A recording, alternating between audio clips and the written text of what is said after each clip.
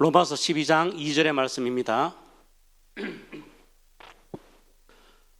너희는 이 세대를 본받지 말고 오직 마음을 새롭게 함으로 변화를 받아 하나님의 선하시고 기뻐하시고 온전하신 뜻이 무엇인지 분별하도록 하라. 아멘. 할렐루야. 오늘 이 시간에도 하나님께서 우리를 통해서 영광을 받으시고 또 우리 삶 속에 막혀있는 길들을 열어주시고 닫힌 문도 활짝 여셔서 응답의 기적들이 일어나는 축복의 사건이 임하시기를 주님의 이름으로 축원합니다.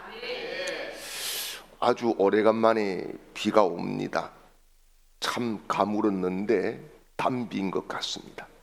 여러분, 오늘 우리 심령 가운데에도 성령의 단비가 쏟아져 우리의 메마른 심령이 다시 회복되는 강력한 은혜가 있기를 주님의 이름으로 축원합니다.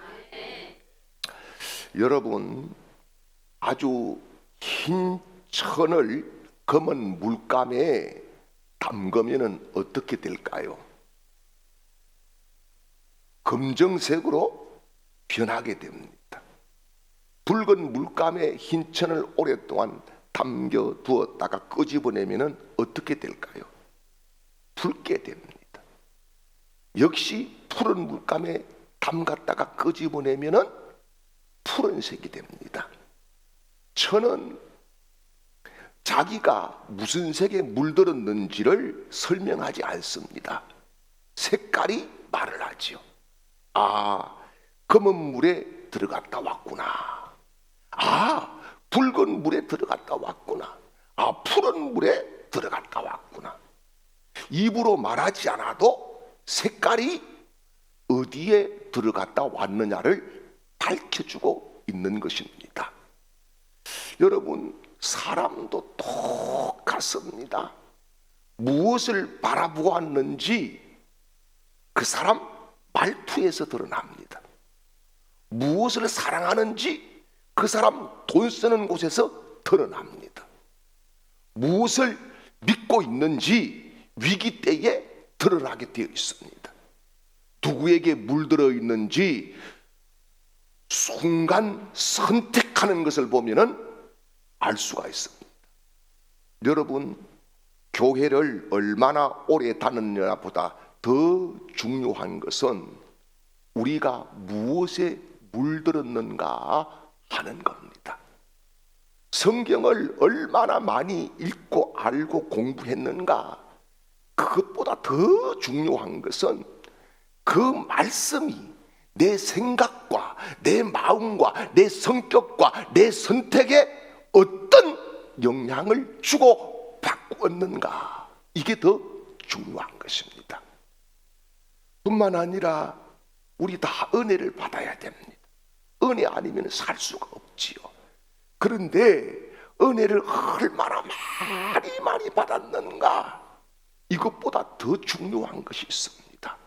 그것이 뭐냐 하면은 그 받은 은혜가 내 삶에서 어떤 색깔로 나타나고 표현되고 있는가 하는 겁니다.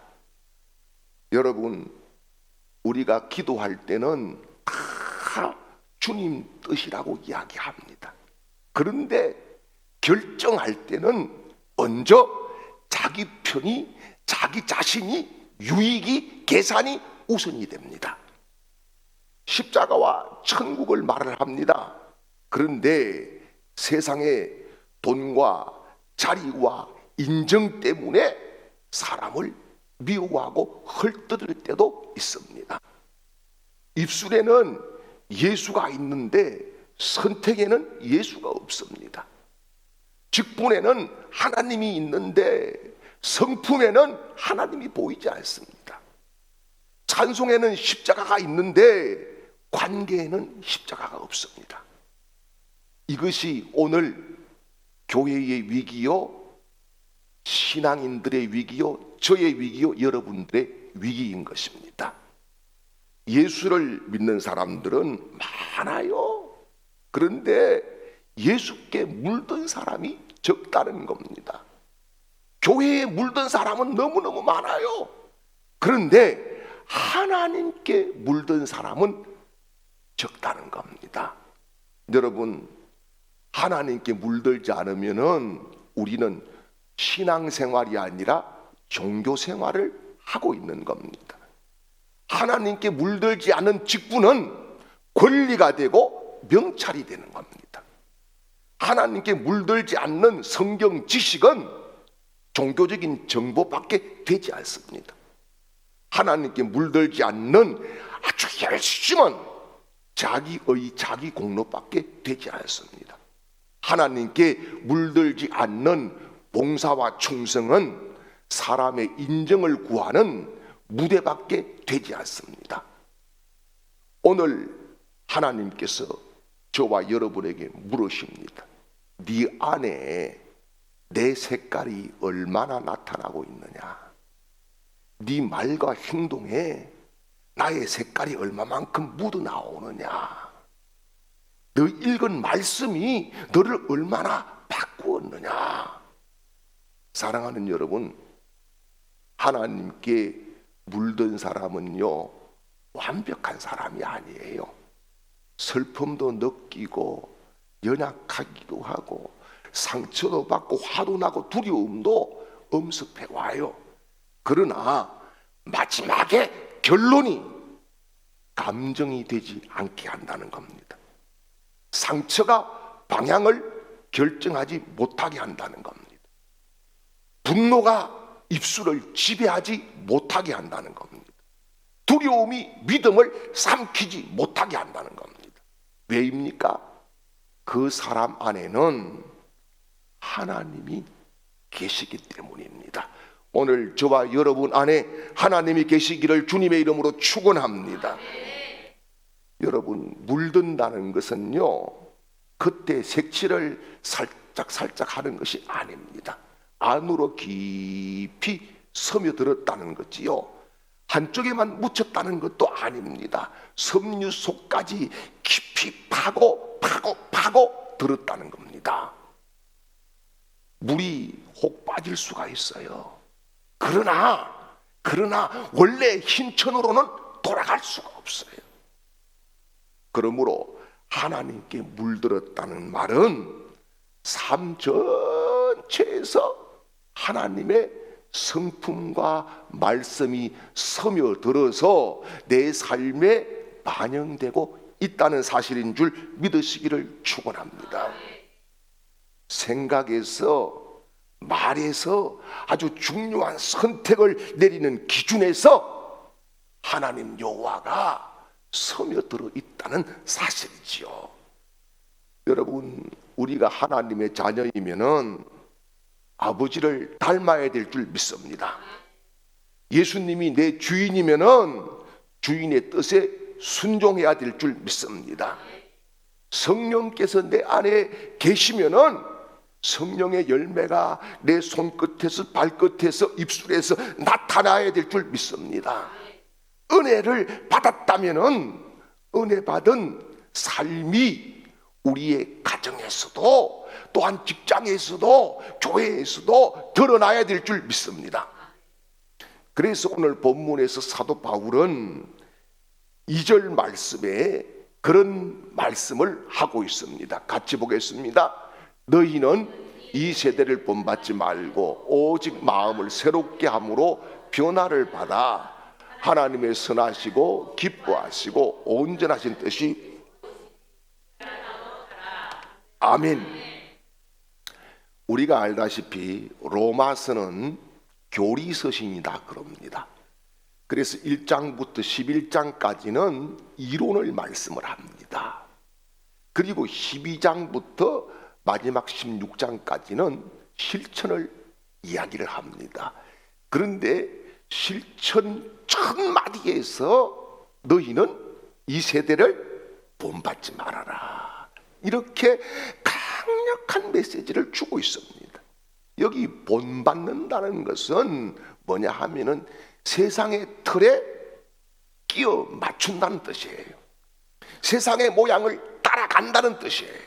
세상의 요구대로 자기의 형태를 찍어버린다는 그런 뜻이에요. 세상은 그러면은 우리에게 자꾸 자기 물을 들이라고 이야기를 합니다. 보통 보면은 세상 사람들 쓰는 말들이 대충 이런 겁니다. 돈이 있어야 사람 대접받는다.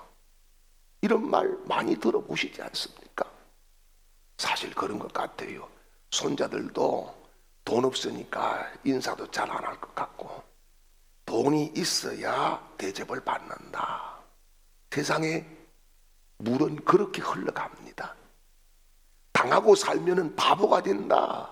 세상은 다 그렇게 흘러가고 있습니다. 당하면 바보지. 왜 당하노? 등신이가 쪼다가 바보가. 이렇게 사람들이 조롱도 합니다. 용서하면은요 진다고 해요. 봐라, 네 용서해봐라. 네 용서 그게 먹힐 줄 아나? 너 졌다고 하지. 돌아서 뒷담화 까고 뒤통수 또 때린다. 이런 이야기 합니다. 그리고 세상은 욕망의 종실하라고 이야기합니다. 그리고 네가 행복하려고 하면은 무엇이든 다 해도 괜찮다고 이야기를 합니다. 뿐만 아니에요. 진리는 각 사람마다 다르다고 이야기를 합니다. 여러분, 진리가 다릅니까? 진리는 하나밖에 없습니다. 예수 그리스도가 진리입니다. 예수가 다른 사람은 이 사람 저 사람에게 다릅니까? 다르지 않습니다. 동일합니다. 저에게도 구세주여, 여러분 한 분 한 분에게도 구세주입니다. 하나님보다 감정이 더 중요하다고 세상은 자꾸 이것을 우리에게 물들이려고 합니다. 감정이 상하면은 여러분 모든 것이 미워지기 시작하는 거지요. 그래서 가만히 있으면은 저절로 세상의 물이 우리 머리서부터 발끝까지 다 들어가게 돼 있어요. 그러면 어떻게 해야 됩니까? 첫 번째는 깨어 있지 않으면은 세상 가치가 내 가치가 됩니다. 여러분, 예수 믿는 게 뭡니까? 가치가 예수 가치로 우리는 사는 사람들이라는 거잖아요. 하나님 나라의 가치로 사는 사람들이라는 거잖아요. 세상 가치는 그게 아닙니다. 내가 중심이에요. 내가 왕이에요. 내가 최고예요. 나만 되면 오케이예요. 나만 좋으면은 누가 죽어도 괜찮아요. 그러나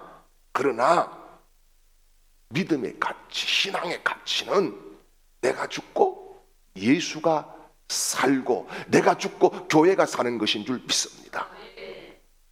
여러분, 두 번째는 말씀으로 씻지 않으면은 세상 욕망이 내 욕망이 됩니다.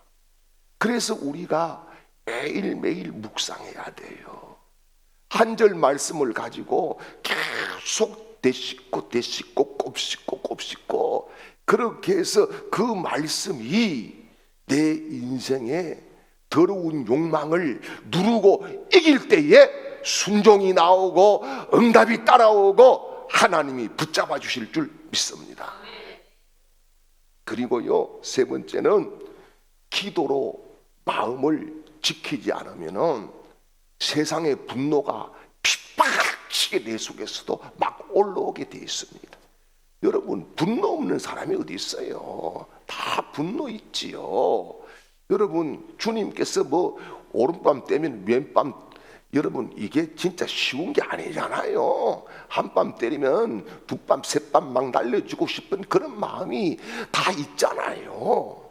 그런데 여러분, 기도로 이 마음을 지키지 않으면은 여러분 분노가 폭발하게 돼 있어요. 누구나 다 가정에서 식구들에게도 어느 날 막 폭발을 하지요.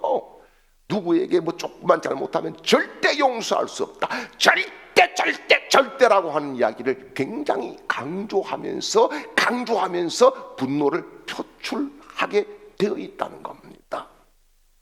그래서 바울은 연이어서 이렇게 말씀합니다. 오직 마음을 새롭게 함으로 변화를 받아 그랬습니다. 여기 변화를 받는다는 것은 뭐냐 하면은 겉모양만 뜯어 고치는 게 아니에요.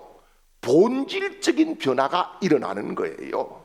이를테면은 애벌레가 나비가 됩니다.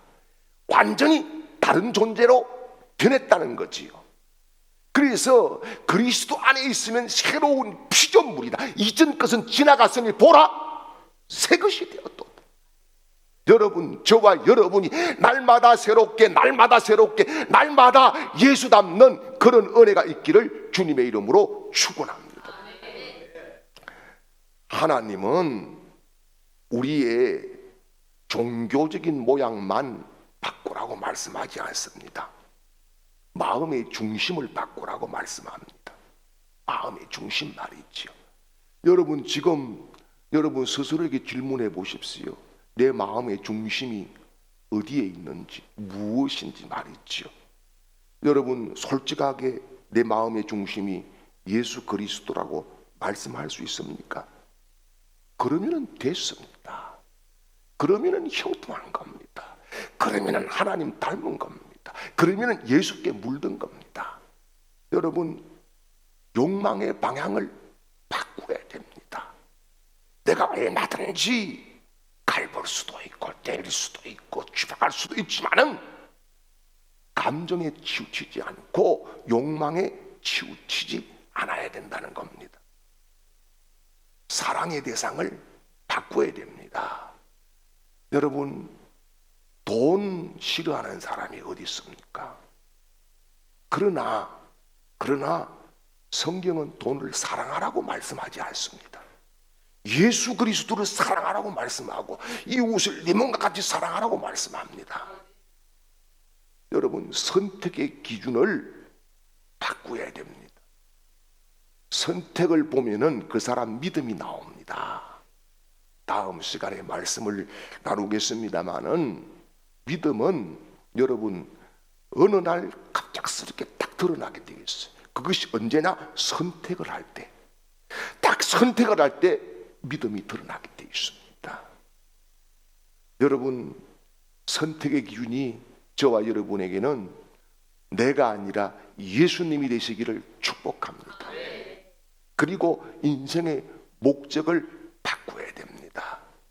인생의 목적은 내가 잘되고 또 내가 부유롭게 내가 누군가의 존경을 받고 알아주고 이것이 아니라 나를 통해 주님이 최고가 되면은 내가 할 일은 다 한 것인 줄 믿습니다. 그래서 하나님께 물들면은요, 현실을 보는 눈이 달라지는 거예요. 똑같은 폭풍을 만나도 모든 사람이 똑같이 반응을 하지는 않습니다. 어떤 사람은 폭풍을 보지요. 와, 이거 큰일 났다, 이렇게 보지요. 그러나 어떤 사람은 그 폭풍 속에서 하나님을 봅니다. 어떤 사람은 파도 소리에 압도돼 가지고 기절할 것 같습니다. 그러나 어떤 사람은 그 파도 소리보다 더 강력하게 세밀하게 들리는 하나님의 음성을 듣게 되는 겁니다. 어떤 사람은 폭풍을 보면은 야, 이제 끝났다고 말을 합니다. 그러나 어떤 사람은 하나님이 아직 끝내지 않으셨다고 고백하는 겁니다. 차이가 뭡니까? 환경의 차이가 아닙니다. 문제의 크기가 아닙니다. 무엇에 물들었는지에 대한 차이요 반응인 줄 믿습니다.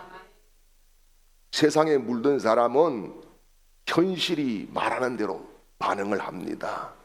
돈이 없으면 끝났다고 생각하지요. 병들면 절망합니다. 사람이 떠나가면 무너졌다고 생각합니다. 문이 닫히면 길이 없다고 생각하지요. 계획이 틀어지면은 하나님마저 의심을 하고 마는 것입니다. 그러나 말입니다. 하나님께 물든 사람은 현실을 무시하지는 않아요. 아픈 것을 아프다고 해요. 힘든 것을 힘들다고 해요. 문제가 있는데 문제가 없다고 자기 체면을 걸지는 않아요. 그러나 말이지요, 현실보다 하나님을 더 크게 보는 줄 믿으시기를 바랍니다. 이게 믿음인 겁니다. 믿음은 폭풍이 막 몰아치는데 폭풍이 없어. 폭풍이 어디 있어? 이렇게 하는 게 믿음이 아닙니다.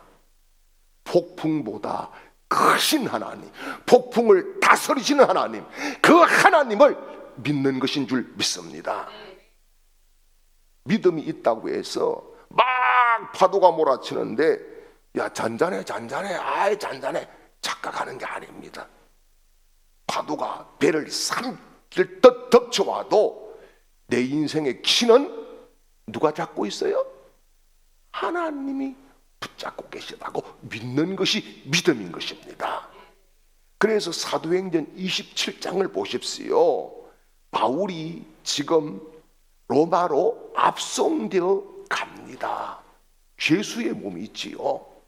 이 배에는 선원도 타 있어요. 군인도 타 있어요.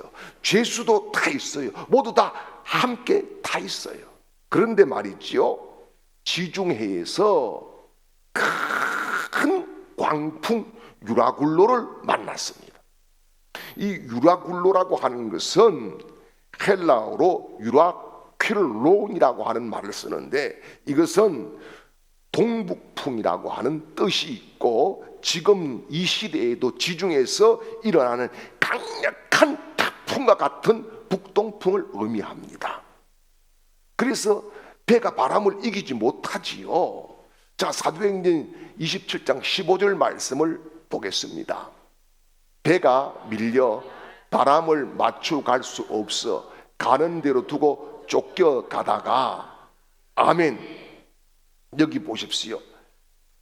배가 밀렸어요.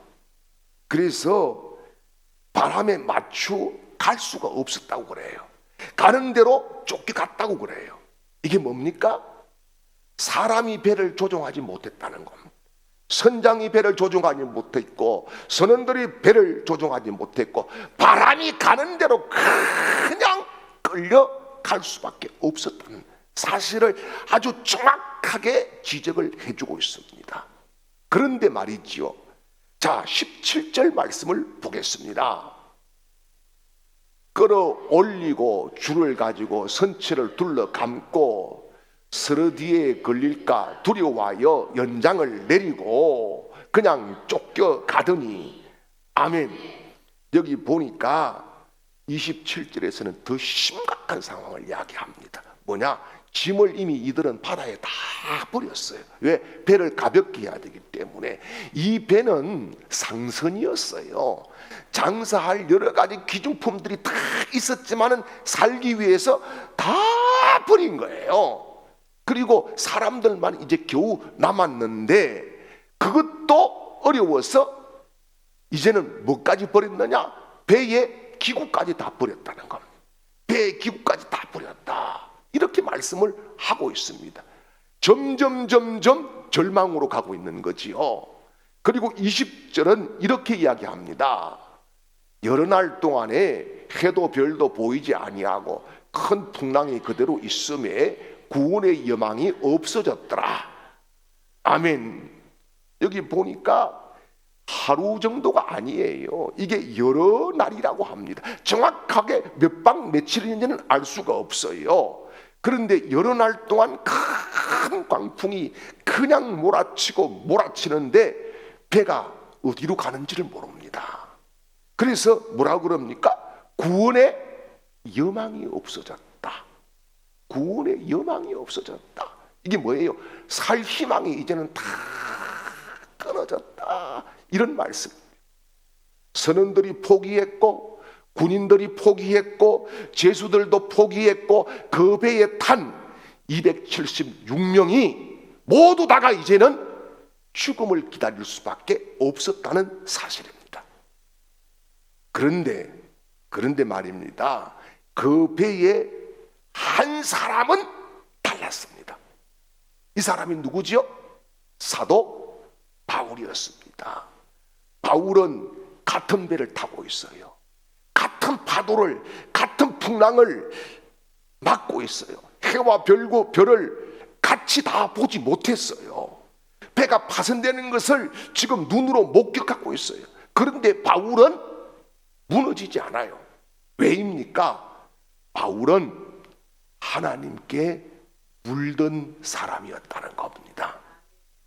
그래서 같은 현실을 보고도 아주 다르게 이야기를 합니다. 자, 22절 말씀을 보겠습니다. 내가 너희를 권하노니 이제는 안심하라. 너희 중 아무도 생명에는 아무런 손상이 없겠고 오직 배뿐이리라. 아멘. 자, 여러분 지금 상황을 보십시오. 배가 깨지고 있어요. 지금 뭐 바람이 잠잠할 기세도 보이지 않고 있어요. 태양도 안 보여요. 자, 짐은 이미 다 버렸어요. 배의 도구도 다 버렸어. 방향도 몰라. 지금 배가 어디에 떠 있는지도 몰라. 구원의 여망이 이미 사라졌다고 이야기하잖아요. 그런데 바울은 뭐라 그럽니까? 안심하라. 안심하라. 여러분, 미친 소리 같이 들릴 수 있습니다. 현실을 모르는 사람처럼 들릴 수 있습니다.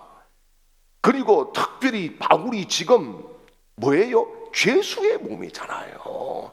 죄수가 지금 헛소리 한다, 이렇게 사람들이 깔아뭉갤 수도 있는 거예요. 그런데 바울이 진짜 현실을 몰라서 안심하라고 한 겁니까? 아니에요. 뭡니까? 바울은 현실보다 더 확실한 것을 알고 있었습니다. 그게 뭡니까? 23절이에요. 내가 속한 바 곧 내가 섬기는 하나님의 사자가 어젯밤에 내 곁에 서서 말하되 아멘. 여기에 바울의 믿음이 있습니다. 내가 속한 바, 내가 속한 바. 바울이 어디에 속했다는 거예요? 하나님께 나는 속해 있다. 여러분, 바울은 자기가 누구에게 속해 있는지를 알았어요. 여러분, 배 주인이 누구다, 로마 황제가 누구다, 폭풍이 얼마나 거세다, 이게 중요하지 않았어요. 나는 하나님께 속한 사람이다, 이게 중요했어요. 여러분, 저와 여러분이 하나님께 속한 사람이기를 주님의 이름으로 축원합니다. 이것이 하나님께 물든 사람의 정체성인 거지요. 하나님께 물든 사람은 문제가 생기면은 야, 이 문제가 왜 생겼을까? 따지고 파고 따지고 파고 따지고 이렇게 하는 것이 아니라 내가 누구에게 속했는가를 먼저 확신하는 사람인 줄 믿습니다. 나는 돈에 속한 사람이 아닙니다. 나는 사람에게 속한 사람이 아닙니다. 나는 실패에 속한 사람도 아닙니다. 나는 과거에 속한 사람도 아닙니다. 나는 상처에 속한 사람도 아닙니다. 나는 오직 하나님께 속한 사람입니다. 여러분, 그러므로 돈이 나를 결정할 수가 없어요. 사람 말이 나를 결정할 수 없어요.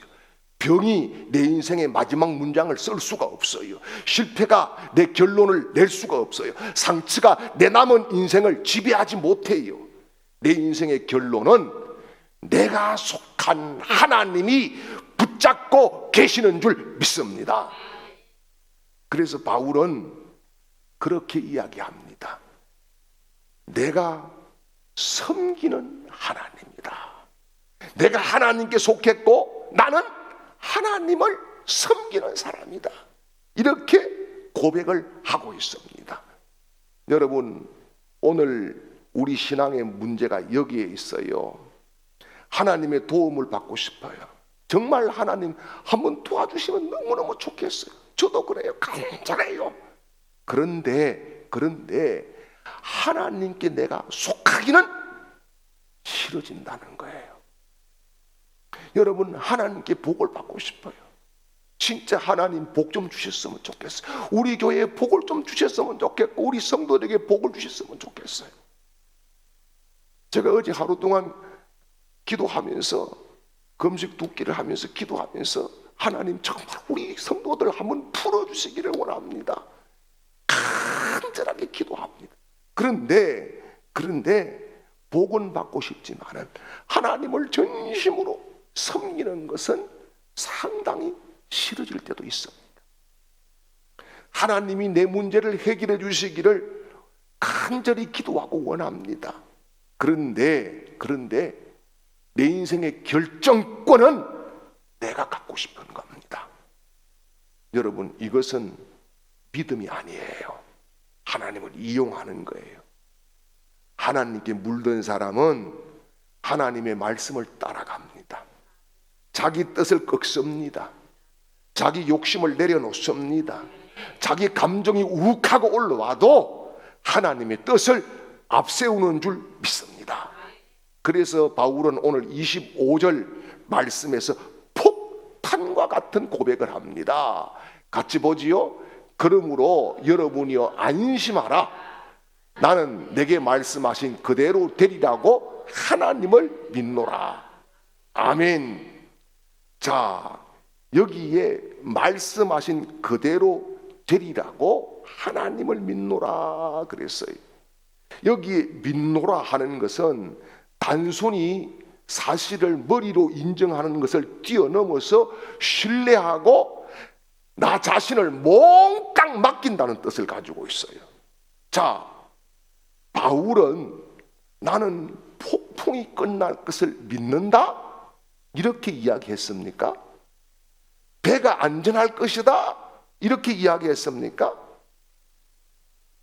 나는 내가 원하는 대로 믿는다? 이렇게 이야기했습니까?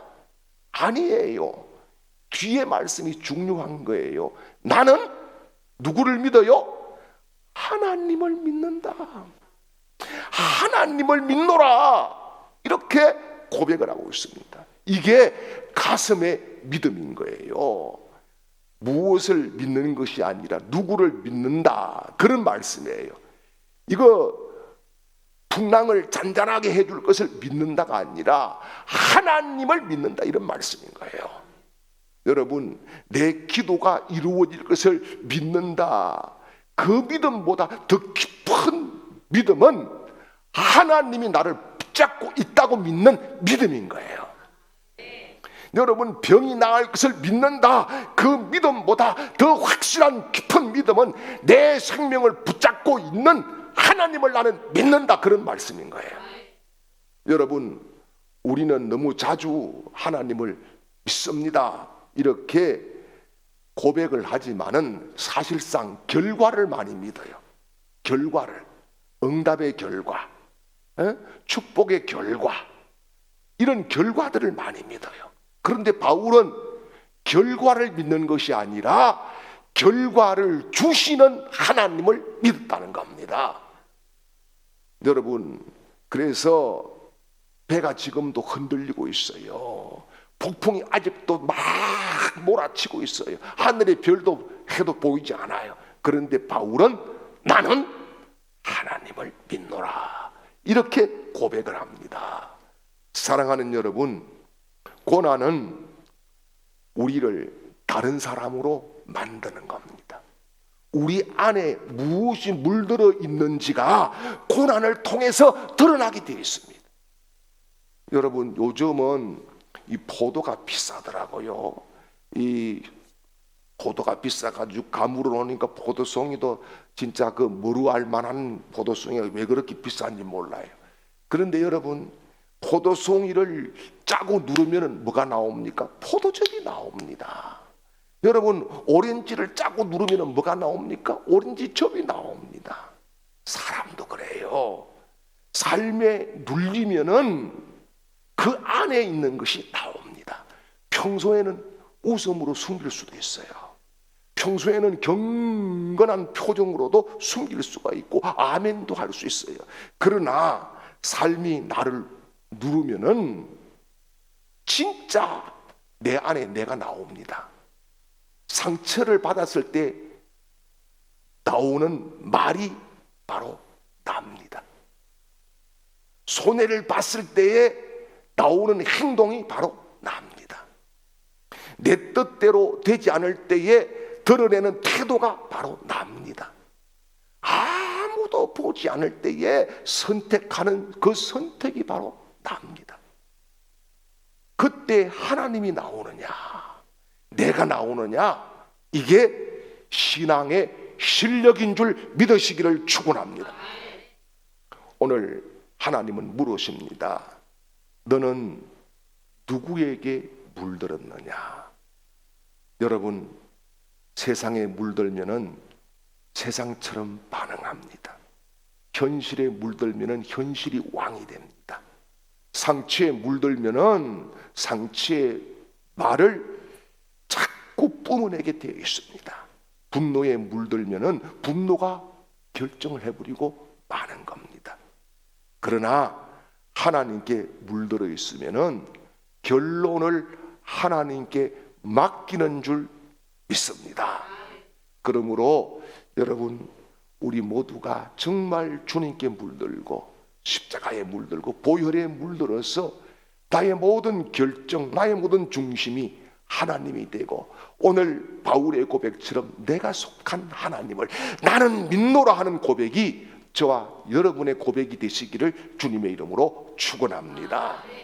이제는 우리를 사랑하셔서 십자가에서 피 흘려 죄사하시고 그 피로 우리를 물들여 주신 구주 예수 그리스도의 크신 은혜와 우리를 사랑하셔서 독생자를 아낌없이 허락해 주시고 구원해 주신 하나님 아버지의 극진하신 사랑하심과 이날도 역사하시고 도우시고 힘주시는 성령님의 놀라운 은혜가 오늘 하나님께 물들기를 결단하고 나아가는 모든 하나님의 백성들 그 걸음걸음 위에와 가정과 직장과 사업장과 하는 모든 일들과 생업의 터전 위에와 특별히 이 시간에도 흩어져 있는 우리 주광의 모든 가족들과 우리 교회 위에와 이 나라 이민족 위에 이제로부터 영원토록 함께 있을지어다.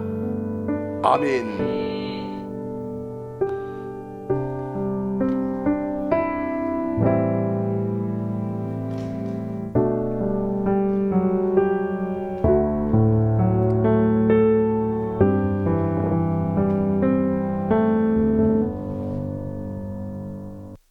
비가 계속 오나?